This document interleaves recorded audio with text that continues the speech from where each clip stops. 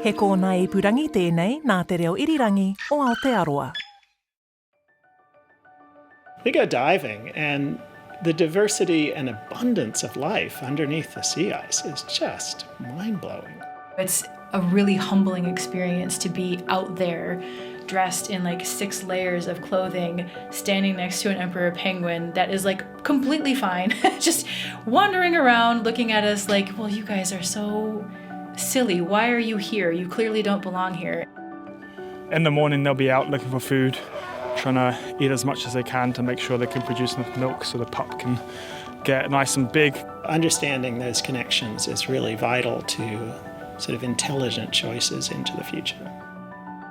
Kia ora anō, nau mai haramai. Hello again and welcome back to Voice of the Sea Ice. I'm Claire Kincannon. Last week we visited Dr. Natalie Robinson's camp, a series of shipping containers plonked on the sea ice. This is where the team lived and worked, collecting platelet ice cores to learn more about the base of the Antarctic food web. Today we move further up the food chain to learn how some of the iconic species of Antarctica rely on sea ice. But first, the human experience. While the homemade peach scones Natalie was baking might sound pretty upmarket for a camp on the frozen ocean, not everything was super flash. Here's Dr. Jackie Stewart. We have 2 toilets here. By toilets I mean a bucket for number 2s and generally your own pee bottle for number 1s, which if you're a lady requires the delicate use of a shiwi. There's not a lot of sit-down wee options out here. It's a different story at Scott Base. Having an on-site waste treatment facility allows the luxury of flushing toilets. There's also a little cinema room for video screenings, a lounge area filled with games and books, a library and a bar called the Tatty Flag. You eat well at Scott Base. Seems like it's been that way from the start. Beef one day, mutton the other day. Veggies as I had them, peas, beans. Well, I tried to change them as much as possible. Well, we had a terrific deep freeze down there. These days, hearty and delicious meals are prepared by the chefs. Peas and green beans are often served, because tradition. And if it's your birthday, you might get a bespoke cake. It's home for 5 months for the summer season staff. About 50 people, including electricians, mechanics, engineers, medical staff, cleaners, lab technicians, and field operational and technical support people. And then rotating in and out are the science parties, plus a team working on the Scott Base wind farm upgrade. They're replacing the 3 existing turbines with larger and more powerful ones. It's a busy place and easy to get lost in. A series of corridors connect different buildings that have been added at different times. If you forget something, it's a decent walk back, but still, easier than gearing up to step outside. For those working close by, they might drive a Hagland out to their field site, and those further away might grab a helicopter ride. For Eric Espinwall, PhD candidate at the University of Canterbury, his Weddell Seal study site is the pressure ridges just out front. So after a quick breakfast, it's time to gear up, grab a radio, and he's ready to go. Eric is trying to survey out here every day. It's Thursday, the 14th of November. We're just headed across the rear transition to survey some seal scat. The temperature is -9 degrees Celsius. We've got basically 0 wind. A few wispy clouds, maybe 10% cloud cover. In episode 2, Dr. Inga Smith and I chatted out amongst these pressure ridges. It's where the tides, currents and wind squash the sea ice against Ross Island, forcing the ice to buckle and rise up in dramatic shapes. The ridges provide shelter from the wind, and the squashing creates cracks through the ice down to the ocean below, which is key for the Weddell seals. They're one of the iconic Antarctic species, large seals that can get up to 500 kilograms in size. They have dappled grey and black coats, often with a white underbelly. And because their heads are small relative to their big roundy bodies, they almost look like caricatures. The shape of their mouth makes it look like they're smiling, and combined with their round face and cute noses, it makes them look super friendly. The pups are undeniably adorable. Under the water, they are fast and smooth, ballet-like in their movements. But on the ice, when they move, they kind of belly flop along in a way that makes them look like big, flubbery caterpillars. Mostly, though, they just lay about. And the pressure ridges are ideal to safely do that. Weddell seals are really cool in that they can find all these cracks and holes and breathe and go under the sea ice. Whereas the things that eat Weddell seals, like leopard seals and killer whales, they can't get this far into the sound at this time of year. So these pups are pretty safe. There's not really anything that can attack them at this point in year. This mother pup pair, which is about 20 meters from us, this is the newest born pup. It's yet to be tagged. I've been able to pretty consistently collect scat and urine samples from them, so I'm hoping to get another today. We'll see how it goes. Quite big for a new pup. They grow fast. They put on like 3 or 4 kilos a day. When they're born, they're about 30 kilos, and within 6 weeks, they weigh 100 kilos. The plan is that this baby seal, 5 days old now, will get tagged today. All the Weddell seals in southern McMurdo Sound are tagged, part of an ongoing study led by the US Antarctic program. They also survey and re-site seals each season, so they have records on individual seals going back for years. This seal here, if I remember correctly, is either 8 or 9, and she's a first-time mother, so this is her first pup, which is cool, and we know that because we've recited her 8 years in a row since she was pupped, and have seen that she's never had a pup so far. So we've got that data, which is cool, and that's just come from years of hard work from lots of people. Eric has a permit to get closer, but I do not, so I hang back to watch him work. He photographs the seals, including getting a shot of Mum's tag, and then scoops up some of their scat and urine into a sample jar. And yes, the question is why. Why is Eric collecting seal poop? Quite often research stations end up in the bits of land that are very useful for animals, because the same reason that Scott Base is here is sort of why seals are here as well. So we interact with animals a lot, we coexist in the same spaces, and we always have an impact, and I'm trying to figure out what that impact is from the rebuild, from Scott Base as is as well, because we can hear construction. There's also rumbling that goes to the ground and will go through the ice that could impact the seals. We accept that we always have an impact, and it's about weighing up the pros and the cons. And this is why we have ethics committees and processes to go through to be like, you know what, if we want to have an Antarctic presence, we will disturb the environment to a certain degree, and we need to figure out what's an acceptable amount and what's an acceptable impact. While the latest Scott Base rebuild plans are under development, following a reset in 2024, that upgrade of the wind farm is currently underway. So there have been earthworks to prepare the site and modifications of the access road. And Eric is analysing the poop to see if this activity is stressing the seals. I am essentially looking at the stress hormone cortisol, which is a hormone that basically all mammals produce. When animals are stressed, they secrete more of it, and you can tell how much of it's been secreted in the scat and the urine. And back in Christchurch, I basically analyse the concentration of that, and I can figure out whether or not there's more being produced here than control sites kind of up the island. And also I'm hoping to be able to pair some short-term responses. So on days where there's a lot of construction, there's a lot of explosives, is the urine produced on that day, is it going to have higher cortisol than on days where there's quieter, like a Sunday where there's no work going on? Is there a difference between the samples collected on that day or a different day? He's also keeping an eye to see whether their regular behaviour changes. In the morning, they'll be out in the ocean foraging. In the afternoon, they'll be resting. And this cycle is pretty cool because it persists even when you've got 24-hour sunlight.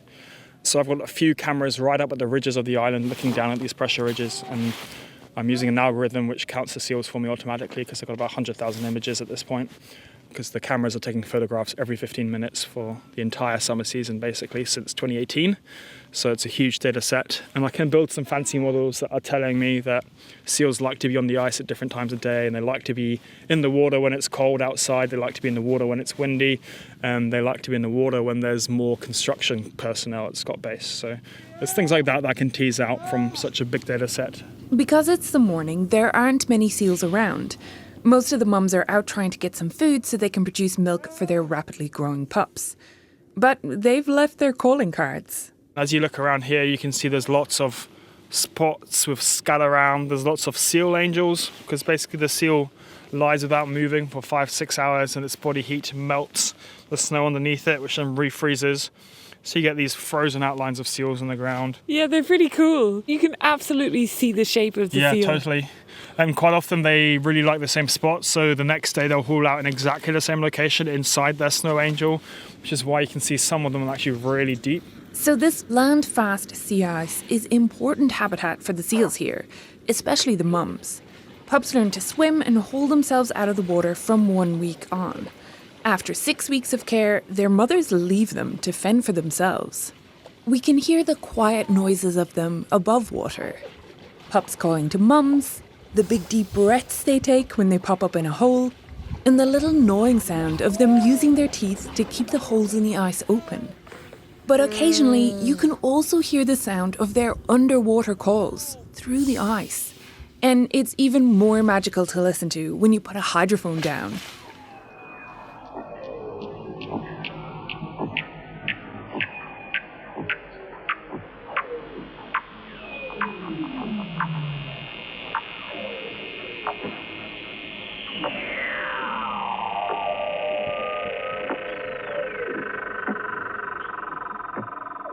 Of course, this Weddell seal haven doesn't last. The sea ice changes throughout the year, and as it does, they shift around to try stay ahead of the ocean-dwelling big sharp teeth that would love some seal snacks.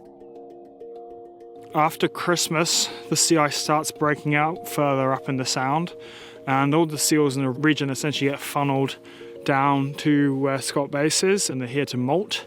They lose last year's fur and they get a new fur coat for the new year. It's called a catastrophic molt because it's just so energetically expensive and complex, and they all show up in January, February. You start getting huge numbers that show up. They tend to hang out a bit further inland where the multi-year sea ice is kind of almost up at the ice shelf. So come March, the ice starts forming again, and they don't want to get trapped here with thick sea ice with no access to the water below to eat food. So as the ice starts to reform and grow, they scatter again. So they sort of follow the sea ice. As the sea ice grows and becomes really big around the continent, they spread out. And then as the sea ice recedes, they funnel down into McMurdo Sound. Eric's control site is at the eastern end of Ross Island, where a population of Weddell seals hangs out far from any research bases. But they're not alone. We're heading out to Cape Crozier to put satellite tags on emperor penguins, Adelie penguins, and Weddell seals to test niche partitioning theory. This is Dr. Michelle Leroux, Associate Professor at the University of Canterbury. And I caught up with her just before she left Scott Base. There's not very many places in Antarctica where all three coexist in that small of a space. And the question Michelle is asking is, have they divided the space and snacks neatly between them? Or are they competing for the same fish? What we suspect, or at least what I suspect, is that we'll see this kind of allocation where, the seals and the penguins will dive differently, they will go to different locations, and they don't necessarily have to directly compete with each other. And yeah, in other words, there's probably enough space and enough fish in the ocean for all of them to coexist. To investigate this, they use satellite tags that they fit to 10 each of the emperor and Adelie penguins and 10 Weddell seals. These tags stay on for a few months and then fall off when the seals and penguins molt. So yeah, we'll be able to see literally, like in real time, where they're swimming, how deep they're diving. Well, they couldn't see in real time because, unsurprisingly, there's no internet at Cape Crozier. A colleague back in Christchurch checked everything was working. And since they've got into the data, their initial analysis does point towards the niche partitioning theory being correct. It seems that these three species are fishing in quite different places. Though it is early days, says Michelle, they'll be back over the next few seasons to do the same thing so they can gather enough data to be sure. But back to Cape Crozier, to which Apsley Cherry Gerard, along with Wilson and Bowers, all members of Scott's ill-fated Terra Nova expedition, headed to in July 1911 to collect emperor penguin eggs for science. And yes, July, the depths of winter, in total darkness. That trip is what Cherry Gerard's book, The Worst Journey in the World, is named after. The horror of the 19 days it took us to travel from Cape Evans to Cape Crozier would have to be re-experienced to be appreciated. and anyone would be a fool who went again. These days, it's a short helicopter ride from Scott Base to Cape Crozier. And in Michelle's telling, it's actually quite lovely there. Very pristine, beautiful spot with hundreds of thousands of Adelie penguins, probably about 1,200 to perhaps 2,000 emperor penguins, and a handful of Weddell seals. We actually don't know how many exactly there are, but probably no more than 50 or so. The Adelie penguin rookeries fill the hillside, a mass of black and white bodies on the black-brown earth. They're medium-sized penguins, about 70 centimetres in height. They've got a black balaclava look, with a white ring around their eyes, like reverse eyeliner. Where Island ends is also where the edge of the Ross ice shelf interacts with the ocean.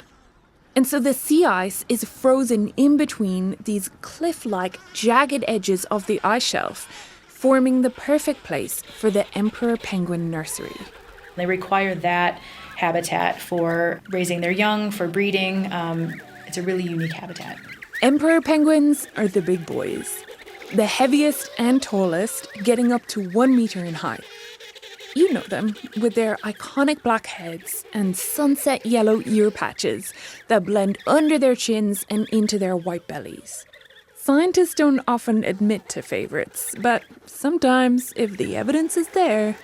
Emperor penguins are, I think, some of the most badass animals in the world because they go through the most extreme situations that I can possibly think of. I mean, very famously, obviously, Antarctica is the highest, driest, windiest, coldest continent on the Earth. And these are birds that come back to the continent to breed in the middle of wintertime when it's like the worst of all of those things.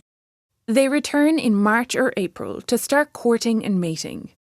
Peak breeding is sometime in May, and peak huddle is June, where huddle means precious egg minding. So the other thing that I love about emperor penguins is they're the only penguin that does not technically have a nest. It is the father's feet. So yeah, they don't have nests, and they have to rely on each other to huddle together in the middle of winter to stay warm. So when the female lays the egg, it comes out and it's on her feet, and then they do a kind of like a little dance, and they transfer the egg from the female to the male, and then he covers it with his brood pouch, and it stays nice and incubated in there, and then the female heads for the hills and go swimming for a couple of months, and then the males just hunker down and stay as warm as they can until the females return. Females return end of July or mid-August, when the egg hatches. Then it's chick feeding time, with the parents alternating between chick minding and food finding. Around September, the rapidly developing down-covered chicks need so much grub that both parents are on the job. In early December, the chicks begin to shed the fluff and grow sleek, waterproof feathers that they'll need to fend for themselves. At this stage, they're left to their own devices, and when they've got the full complement of shiny new feathers, they leave the nursery, sometime in December or January. Along with the seal scat they collect for Eric, Michelle and her team will also take some blood, seal whisker, and penguin feather samples to investigate the health of the animals and to look at what's going on in the food web here. But they're not the only ones interested in poop and food webs. So we have a whole collection in this freezer of Weddell seal scat and also penguin guano. This is Dr. Steve Wing, and we're standing in a room full of freezers at the University of Otago's Marine Studies Centre. I'm not here to look at frozen poo, though. I'm here to check out a long-nosed, large-mouthed crocodile icefish. So this is our little crocodile icefish. See, it has a very long snout. Oh, yes. And see those things there? Yeah. Those are leeches. He's covered in leeches, actually. Often leeches can look dark-coloured, full of the blood they're feeding on. But these leeches are bright white because they don't have hemoglobin in their blood, which is unique among the fishes. We all rely on hemoglobin to move oxygen around our bodies. Crocodile icefish don't have it. And so their gills are white. The crocodile icefish can get away with this because the colder water has higher oxygen levels. They've hit the news recently because some investigators doing benthic surveys have found huge nesting grounds for these fish. In 2021, a team towing a bunch of cameras aimed at the seafloor came across this incredible sight of an estimated 60 million crocodile icefish nests, over 240 square kilometres in the Weddell Sea. By far the biggest icefish nursery found to date. The nests are small circular collections of pebbles, with the eggs laid on top and an adult icefish guarding. That's quite far from where Steve is working, in the Ross Sea, but the crocodile icefish are found there too, and he's got questions. Our focus has been on trying to understand how crocodile icefish are linked to some of the other parts of the food web. And one of the big things we found is that penguin colonies are heavily reliant on them as a food source, particularly the young crocodile icefish. This is Steve's jam, trying to figure out who is eating who in the web of Antarctic life, and then also tracing the ways that nutrients get put back into the system. There are estimated to be more than 320 species of fish in the Southern Ocean around Antarctica. But we're going to focus on three main players: the crocodile icefish, the silverfish, and the toothfish. These fishes belong to a big group that has a remarkable ability. These are the ones that have antifreeze proteins in their blood. Remember, the water is minus 1.9 degrees, so these fish have evolved this special type of protein that prevents ice crystals forming in their blood and bodily fluids. The Antarctic toothfish is the biggest, meanest fish around, so I thought it should get a shout out. But also, it's fished commercially around Antarctica. Over their 40 or so year lifespan, adults can grow to about 2 meters in length and weigh more than 100 kilograms. They're fished in the Ross Sea, in the summertime that is, when the sea ice isn't there. But they're not fished in the Ross Sea Marine Protected Area, the largest marine conservation area in the world, 1.55 million square kilometres. This massive area encompasses McMurdo Sound and further out into part of the Ross Sea. While there's no commercial fishing allowed, there are some zones where toothfish can be caught for research to get size, distribution, and movement data to better understand where in the Ross Sea is important habitat for these fish throughout their lives. And apparently, someone thought toothfish didn't sound that appealing for high-end restaurants, so the fish got a rebrand as Chilean sea bass. That's what you'll see on a menu.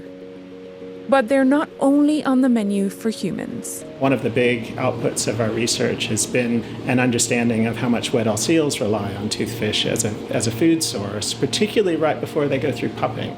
As for the silverfish, well, Steve's genetic analysis of penguin guano has shown that, even though they do eat a range of species, silverfish are a really big part of their diet. Almost everything feeds on silverfish, he says. So they're a key food web link between the phytoplankton and krill we were talking about last week and these seal and penguin predators. And they too, like so many things in Antarctica, need sea ice. One of the thoughts, and there's quite a bit of good information for this, is that they rely on the sea ice algae as larvae and young, and then as they mature, they migrate out into the pelagic parts of the system. Pelagic just means in the open ocean, away from shore, which is where they live as adult fish. In 2002, researchers came across a silverfish nursing ground amongst the sea ice in a place called Terra Nova Bay. It's also in the Ross Sea. It's about 300 kilometres from Scott Base. They found eggs and little fish larvae in between the platelet ice crystals under the solid ice. In fact, this was something Dr. Natalie Robinson and her team were looking out for in their investigations of the McMurdo Sound platelet ice. But they haven't found any fish larvae in their samples so far.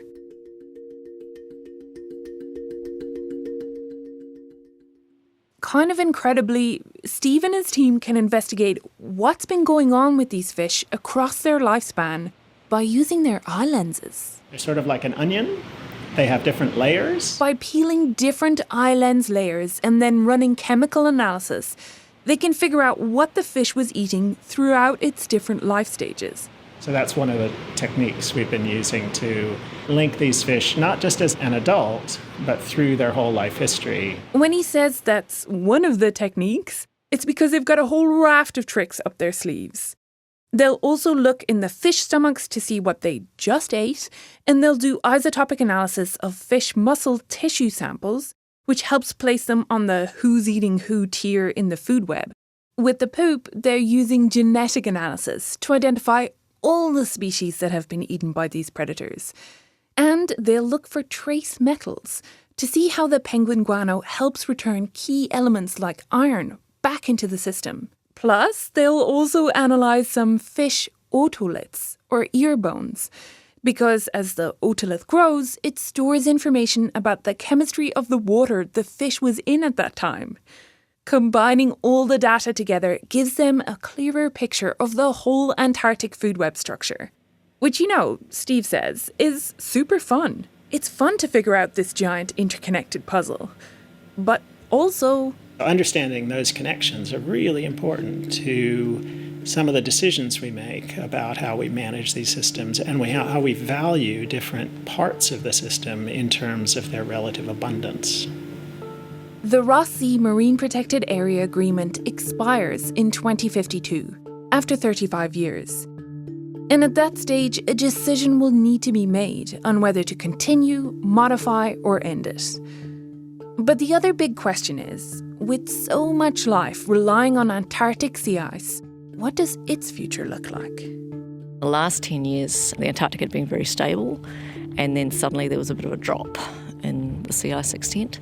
It wasn't very much, but then in the last 2 years it's been much more dramatic, so it's like nothing that we'd ever seen. That's next time on Voice of the Sea Ice.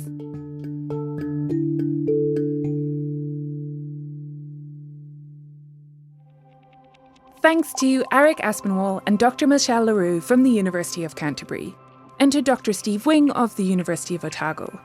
Thanks also to Dr. Rachel Holzer of UC Santa Cruz for answering seal questions. Reporting for this series was supported by Antarctica New Zealand's Community Engagement Programme. Thanks to Megan Nicol for her help on the ice and to Anthony Powell for audio recordings. Ellen Rikers and Liz Garton helped with production. Sound mixing and design was by William Saunders, with additional sound design by Steve Burridge, and editing help on this episode was by Justin Gregory. Cute seal photos can be found at rnz.co.nz/OCW. Tēnā koe I whakarongo mai. Thank you so much for listening. If you're enjoying the series, please do share it with a friend. I'm Claire Kincannon. Have a great week. Kia pai, te wiki.